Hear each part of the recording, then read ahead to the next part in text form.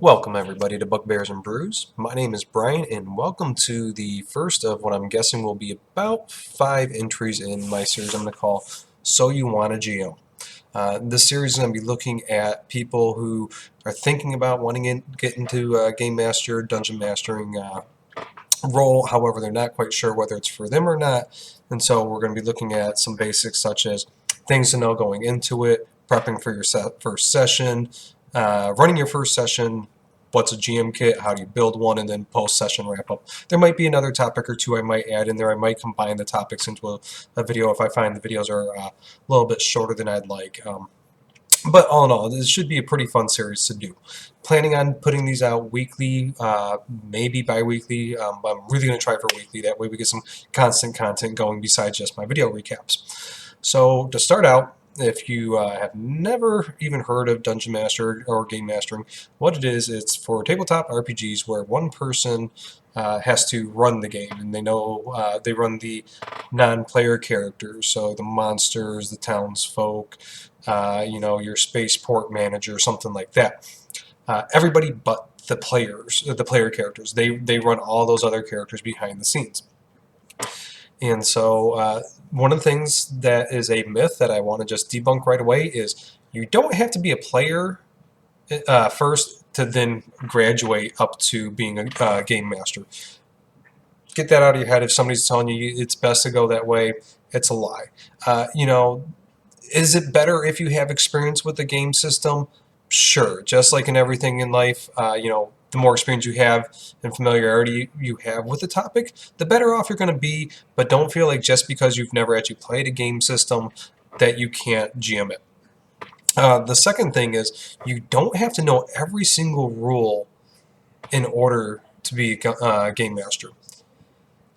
You should at least have a basic understanding of the core mechanics involved in your system. So, your combat, movement, the main aspects of running a game from an day one standpoint. You should at least have your core mechanics with a pretty good understanding. Even then, you don't need a 100% absolute steel lockdown on all the rules. Don't dread yourself or build yourself up thinking that you have to have those before you even think about doing a GM role. One of the things I will say with not knowing the rules is if you go in with especially like a brand new table where nobody's really familiar with the rules, it's kind of fun to learn them all together. And then if you have a more veteran table, not knowing the rules, they can probably help you out along the way there. The other thing, which is I find this to be one of the things I often have to talk to when I have a GM or DM that's kind of struggling at the comic book shop where we run our encounters games or our weekly games. I'm not quite sure they're Adventure League legal anymore. We're there for fun.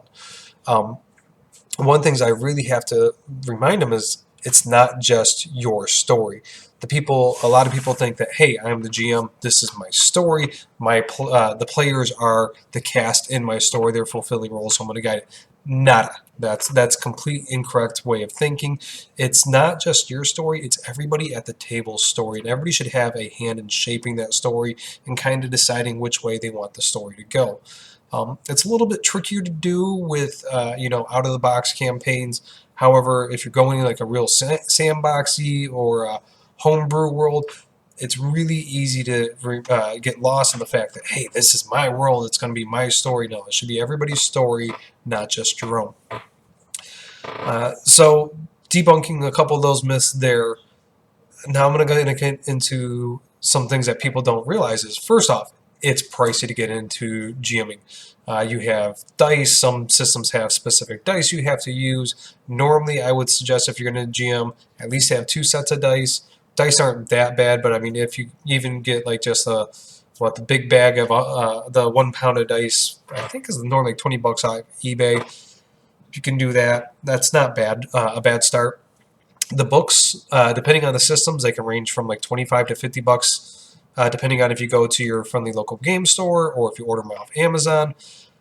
One of the things that I have seen tables do is the players will either give a gift of a book to the GM as like a thank you to say, hey, you're running this for us. will at least purchase the book for you.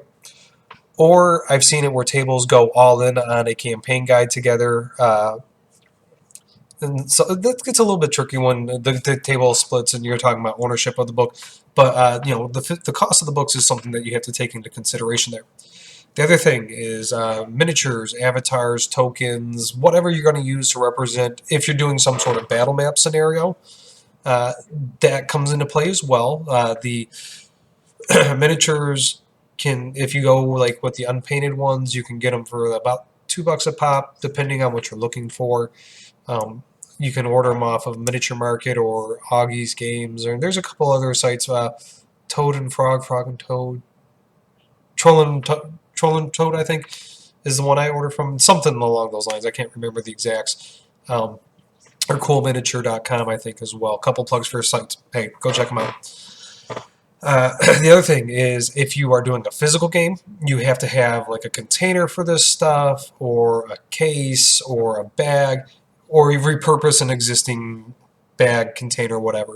Those are all just kind of physical or cost sinks that you got to think about when you're getting into this. Next is a time investment. GMing is a lot of time investment. Before your first session, you're probably going to put in at least 20 hours of time investment into the campaign. That's, reading over the campaign guide, making sure you're kind of familiar with the rules that are going to be in play there, prepping for your first session, and so on. And then normally my rule for prepping is for each hour of gameplay, I normally prep for about an hour. I know some people are a little bit higher. Normally it's like a 2-to-1 ratio for some. Some it's about 1-to-2 ratio. I'm about a 1-to-1. And I feel that's a pretty good balance for my personal life / D&D life. And then there's also post wrap-up activities. Like if you do a summary like I do, whether it's a video or a written summary, that's still time you got to think about there. So that's normally, if a written summaries were about an hour, video summaries a little bit quicker. It's about 5-minute quick recap, write up a review of my notes, do the video, and then post it and edit that kind of stuff. That's all pretty quick. A couple other things is you will be challenged. It's a very challenging position to put yourself into. You're learning new mechanics, and then you're always going to be trying to make the experience, or you should at least be trying to make the experiences better for your players as time goes on. And so you got the personal challenge to yourself, but then you'll also have a challenge from the players. That can be maybe there's disagreements with the rules, what's going on there, or one player really gets inside your mind and kind of understands where you're twisting things, and so you got to try to, how am I going to keep that player on its toes? Or this player really knows how to power game. What do I got to do to keep them on their feet? Those kinds of things there. So that sounds like there's a lot of negatives for this. That's costly. It's a time investment. You're going to be challenged. So why DM or GM? First, fantastic creative outlet, especially if you're doing like a homebrew world. I know it's not really, it's everybody's story, not just your own, but being as the GM, you can have a lot of influence on the creative outlets and the story pieces of the game there.